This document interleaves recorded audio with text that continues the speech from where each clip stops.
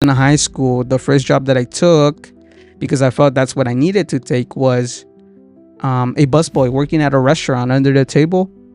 I went in there, $11 an hour, and I thought that was great, right? And I was like, this is good, first time job. I ended up hating the conditions there. I had to speak up because I had to speak up. I had to tell people what I was going through. I had to tell people that after I graduated, I was scared, genuinely scared of what I was going to do, because I didn't know this person. And obviously, I'm not going to share it because I don't know how open they are. But they took their inability to travel to other countries into a business and a brand that now helps other people travel to other states as an undocumented person. And I was like, that is a beautiful example of how somebody can recycle their struggle. And then you're watching this video, I want to just remind you that you're amazing. I want to remind you that trust the process, do what you can with what you have. So this past week, I actually asked ChatGPT this specific question. If you were the devil and your goal was to prevent an undocumented student from reaching their full potential, what would you do and how would you do it?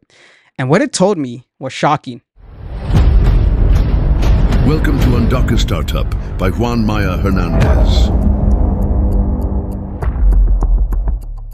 Now, thank you all so much for listening to today's episode.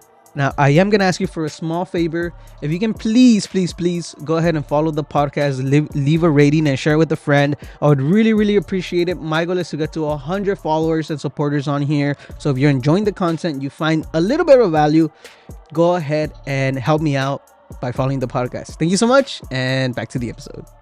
Hi, if you're new here, my name is Juan Maya Hernandez, and I'm the founder of UndocuStartup. And we are the leading entrepreneurship program for undocumented students. If you want more information about my programs, visit www.Undocustartup.com. Again, that is www.Undocustartup.com.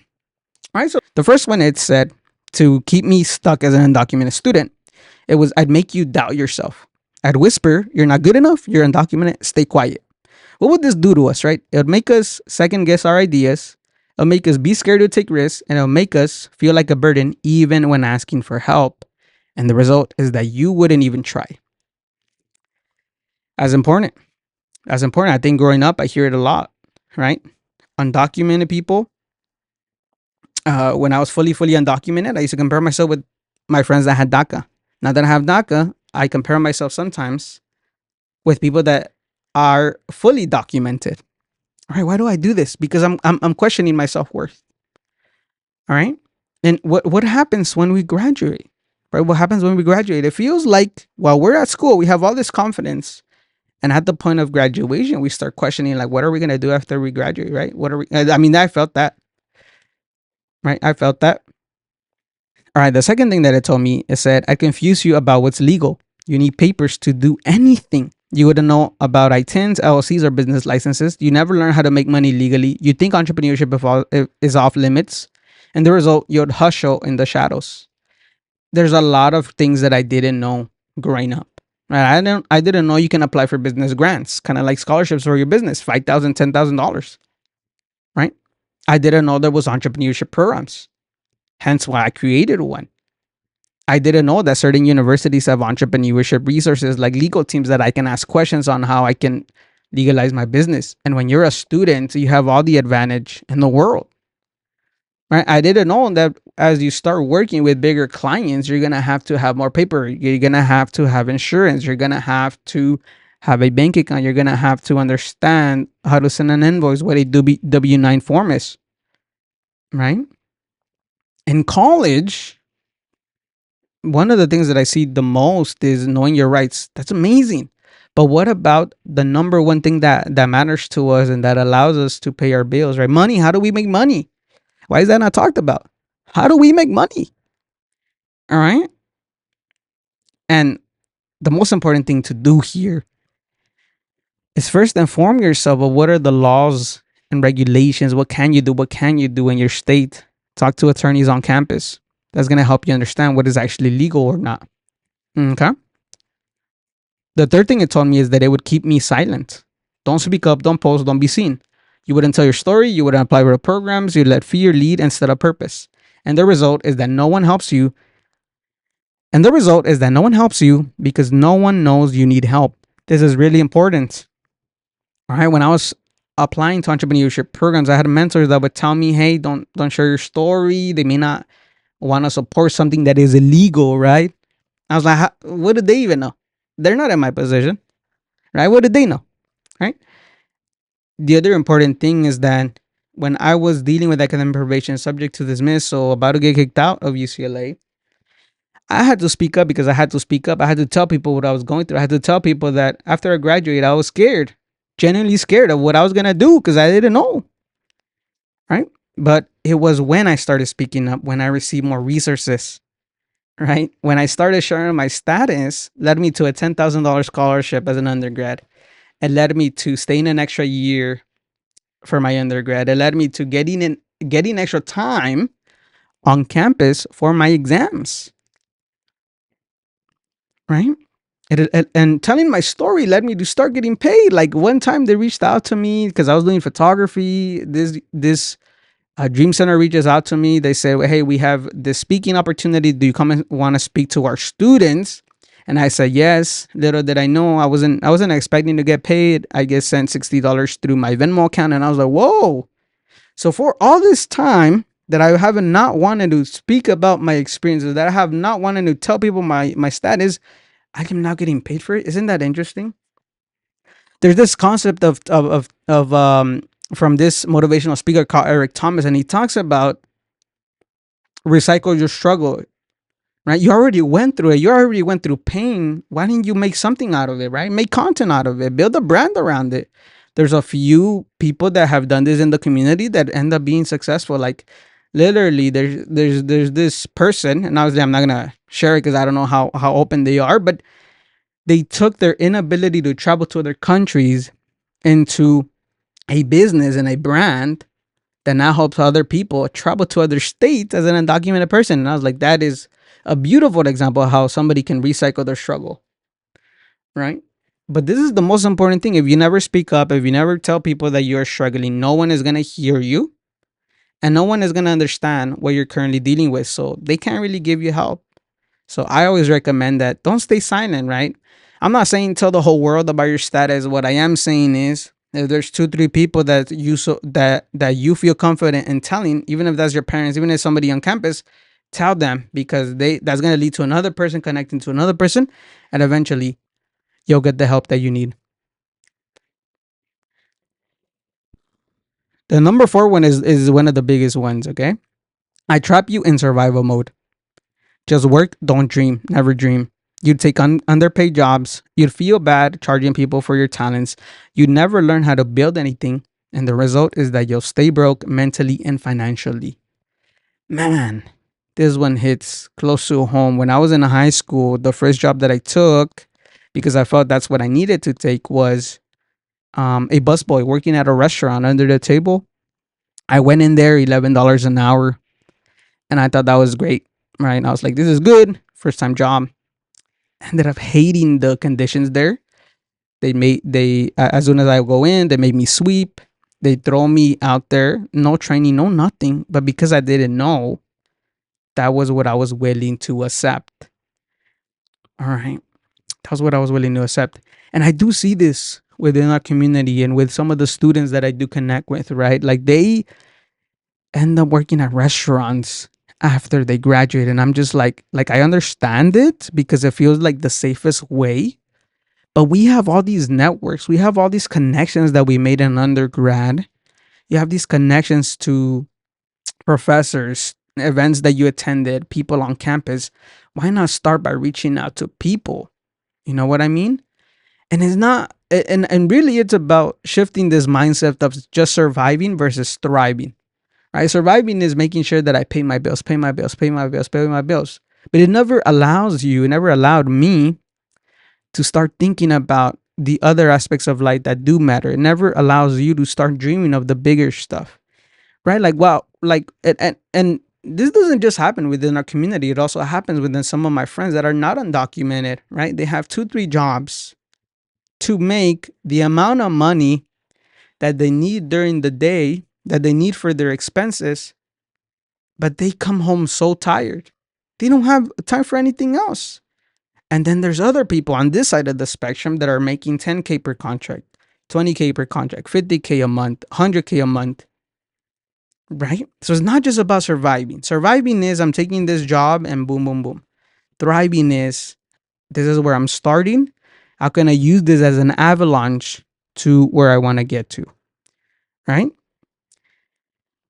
And I mean, this is something that happens too, right? Like even with my business, sometimes I feel bad charging people for my talents.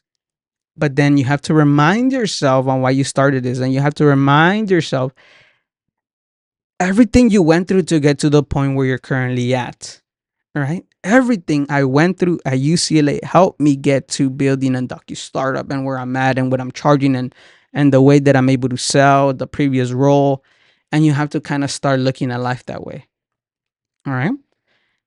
And the fifth and final thing that it taught me was, and the fifth and final thing that it taught me was that it would make me feel alone. No one else is like you. You wouldn't see role models. You'd think you're the only one struggling. You'd feel like it is your fault. And the result is that you would isolate yourself and you would give up too soon. Right? Why do some people drop out? Because they can't connect with people. They can't find reasons to keep going. And sometimes it's hard to get motivated to pursue a career where you don't see your community there. Right? Like when I was in some of my entrepreneurship programs, I had friends that were making 500K. I had a friend that had raised $2 million, but they don't look like me. And you know how much power comes with people that look like me, and then they speak to you because they connect with who you are and what you've been through, right? And at least as I was going through the system and growing up, there wasn't a lot of role models like that. Right nowadays, I think there's a lot more. Um, but that's why, like, even with UndocuStartup, right? Like, the biggest thing is like, where are the success stories? We'll have people build. You can't tell me that out of the 10 million undocumented people in the world, in the U.S., there's not at least a million millionaires. There's not at least a million millionaires that were able to make it and were once undocumented and how they navigated the system, right? So it's also about, okay, I went through this. How do I speak out about it, right? And maybe sometimes it's best to speak out about it when you're no longer undocumented, right? That's what some people do. Like literally, I connected with this founder that was formerly undocumented, got married. Now he's an investor close to the 7-figure net worth. And he was telling me, like, I resonate with so much with what you're doing. I applied to this other entrepreneurship program and they were telling me, like, I love what you're doing, you know? But the reality is that you're not alone. Okay, you're not alone. I mean, there's half a million undocumented students that are going through university, and more important than ever now, everybody's trying to figure out a way to monetize after they graduate. And one of the ways, and I've always said this, right, and it's not for everybody, but if you're able to start your own business, jump into it. You know what I mean? So it was just an interesting question that I asked ChatGPT, right? And I connect to some of these on a day by day basis because I do feel alone sometimes. I do feel like I'm in survival mode sometimes. I do sometimes don't want to speak out about Undocu startup. Sometimes I don't know what the legal stuff is there, and at times I also doubt whether this business will continue moving forward. But at the end of the day, the most important thing we can do is to continue finding solutions as we move towards this life, navigating with what we have, right? What are the laws that we have that support us? All right, cool. What can we do with that, right? Right? Instead of staying silent, can we start building a brand? Maybe you don't share about your status, but can you start building something, right? That you can later monetize. It's another thing. Instead of being in survival mode, I was connecting with a student very recently, and he was telling me, "Hey, thanks to your program, I was able to create my own worker cooperative, and now I'm a owner member." And that makes me happy, right? Because you're like, okay, well, a little spark, a little seed planted, turned into a worker cooperative. So it's all about those things. Okay. So again, just some quick reminders, right? Like you don't need DACA to build a business. You don't need a 4.0 to change your life. And you also don't need permission to start, no matter where it is you are, no matter where you want to go. Do what you can with what you have. Don't wait for everything to be handed to you. Life is difficult. I'll agree with that, but it doesn't mean that all the doors are closed, right? It just means maybe there's a redirection because there's something bigger, and try to figure out what can you do with your situation moving forward, right? Because I was able to overcome a lot of these things by asking for help, by putting myself out there, by constantly reminding people, by telling people. And yes, that means that sometimes you're gonna make mistakes, right? Maybe you tell somebody that you're undocumented and they start telling you like, go back to your home country. Because I've seen that in one email that I've sent. I've seen that in some of the videos that I post. But don't let that discourage you from pursuing what you want to pursue. In fact, I would argue that the fact that you are just existing as an undocumented individual and you're existing in this higher education, you're existing and you're trying to do something out of yourself, that's going to motivate somebody that was once in your shoes to continue moving forward. Right? Because I mean, I don't even know how I've done this, right? But as I started sharing my journey, I started connecting with students. They're like, "You're an inspiration. I want to do this." But I'm like, "Yeah, but that was my journey, right?" Like, I mean, we're all unique. That's what makes us unique. Our own experiences makes us unique. All right. And even though, yes, like I mentioned, life is difficult, but don't let that get in the way of your success. I've always said this, right? Like, I'll be successful whether I'm in the US, whether I'm in Mexico, whether I'm in another country. I'll figure it out. All right. When I was about to get kicked out at UCLA, I said, you know what? I'm going to study for my real estate license, then figure it out that way. That was my plan B. Right. And that's the power of us. That's the power of our community, that we just continue fighting. We continue moving forward regardless of what is thrown our way. And we'll continue fighting until the day that we give up. But I don't see that. We're so resilient. And then you're watching this video. I want to just remind you that you're amazing. I want to remind you that trust the process, do what you can with what you have, and just continue moving forward.